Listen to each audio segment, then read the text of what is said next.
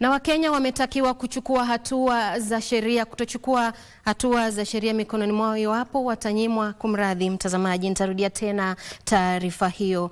Wakenya wametakiwa kuchukua hatua za sheria iwapo watanyimwa habari muhimu kuhusu utendakazi wa serikali kuu na zile za kaunti. Akiongea katika kaunti ya Samburu wakati wa kampeni ya uhamasisho kuhusu umuhimu wa kupata habari zinazohitajika ambayo iliandaliwa na taasisi ya katiba, Kevin Mabongo kutoka taasisi hiyo alisema kila Mkenya ana haki ya kupata habari anazohitaji kwa mujibu wa kifungu cha 35 cha katiba ya Kenya. Taasisi ya katiba imesema serikali inapasa kutoa habari zinazohitajika kwa ajili ya kuhakikisha uwajibikaji.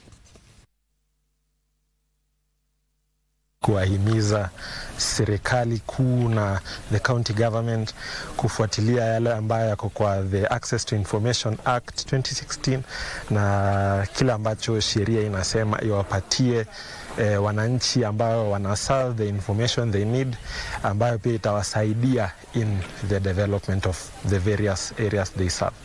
Kwa hivyo kwa county tunahamasisha waendelee kupeana habari kwanza proactively as much as possible, na pia waweke mikakati ambayo itasaidia wale different groups wanapata information ambayo inaambatana na their own needs.